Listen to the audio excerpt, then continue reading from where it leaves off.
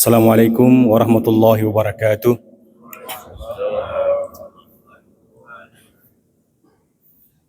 Alhamdulillahilladzi hadana li hadza wa ma kunna linahtadiya laula an hadanallah. Asyhadu an la ilaha illallah wa asyhadu anna Muhammadar Rasulullah.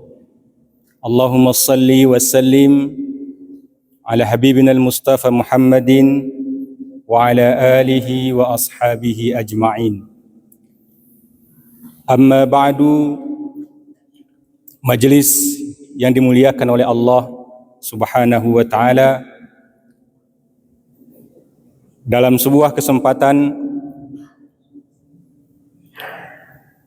Habib Umar pernah menyampaikan ada 3 tips untuk mendapatkan keberkahan dan ketenangan di dalam hidup ini. Tip yang pertama, kata beliau, jangan gampang membenci seseorang, karena boleh jadi suatu saat orang yang kita benci itu adalah orang yang paling kita butuhkan bantuannya. Dalam Al-Quranul Karim, Allah Subhanahu wa taala secara gamblang telah menyampaikan, mengingatkan kepada kita bersama. Dalam surat Al-Baqarah ayat 216, Allah menyampaikan, wa asa an takrahu syai'a wa huwa khairul lakum wa asa an tuhibbu syai'a wa huwa syarrul lakum wallahu ya'lamu wa antum la ta'lamun. Kata Allah, boleh jadi kamu benci terhadap sesuatu, padahal itu baik bagimu, dan boleh jadi kamu suka terhadap sesuatu, padahal itu buruk bagimu, dan Allah lebih mengetahui mana yang terbaik bagimu, sementara kamu tidak mengetahuinya. Majelis kalian yang dirahmati oleh Allah Subhanahu wa taala, apa yang disampaikan oleh Allah ini terkadang dalam hidup pun sering kita alami. Ara jema geliatin tekin jemawa. Justru pada suatu saat, suatu ketika, orang yang kita benci itu adalah orang yang kita butuhkan bantuannya. Orang yang kita benci itu yang pertama kali membantu kita.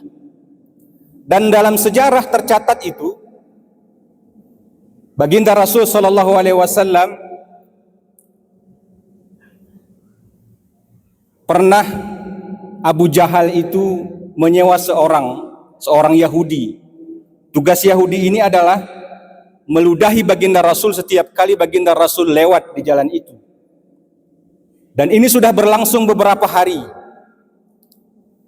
Karena dum gati yilihi baginda Rasul, sampai suatu saat baginda Rasul merasa heran, kemana orang yang biasanya meludahi saya ini? Sampai ada yang menyebutkan, karena tidak hadir baginda Rasul yang Rasulullah SAW, yang kemudian hadir ke rumah lelaki ini. Dia ketuk pintu rumahnya, dan dia menemukan ternyata lelaki Yahudi ini sedang dalam keadaan yang tidak fit, atau sedang keadaan kurang sehat.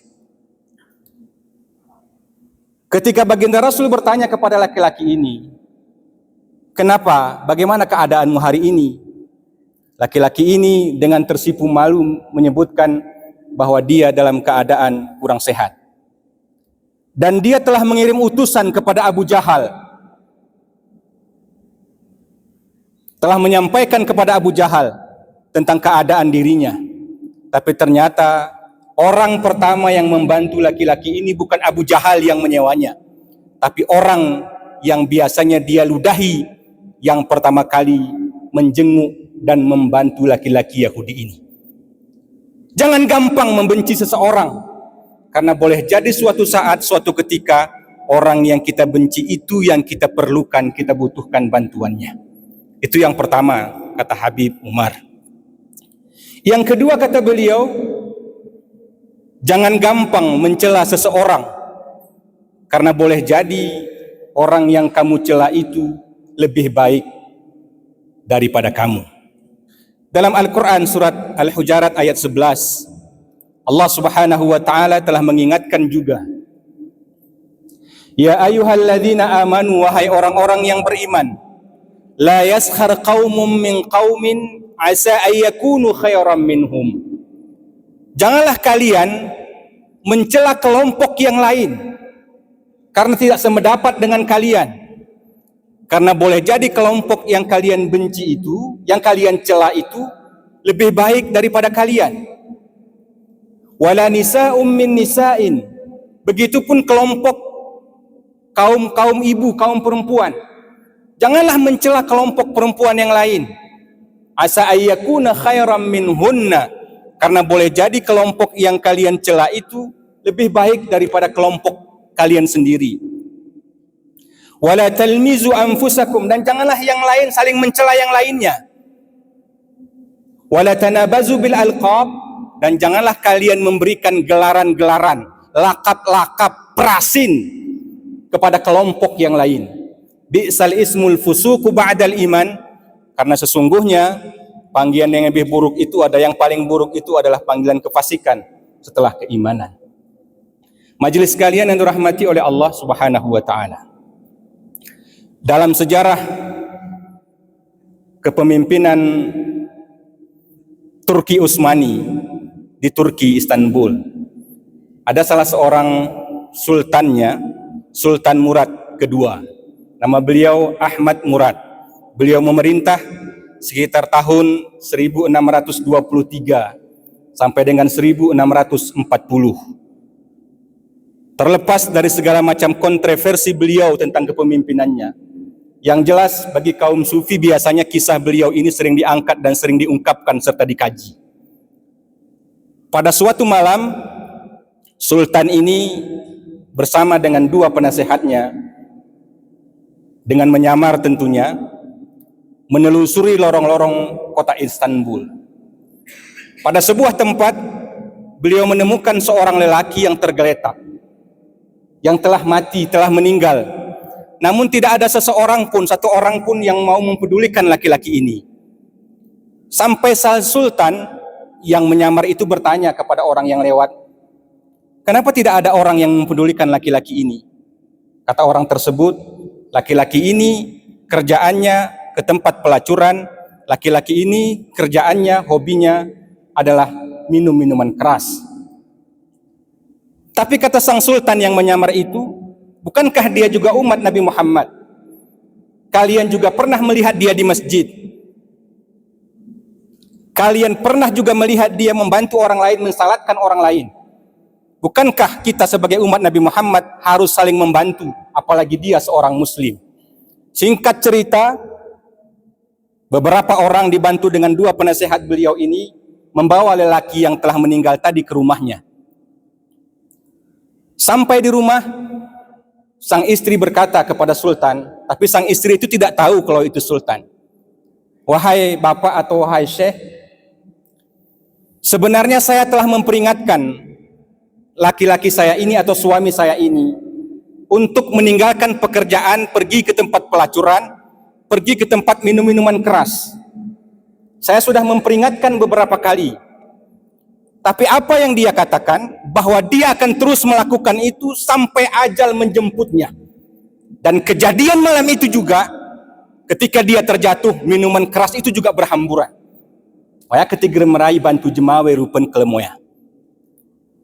Tapi wahai bapak, wahai syekh, tahukah engkau, setiap kali dia keluar malam ke tempat pelacuran, dia bayar para pelacur-pelacur itu malam itu agar menutup pintu rumah mereka.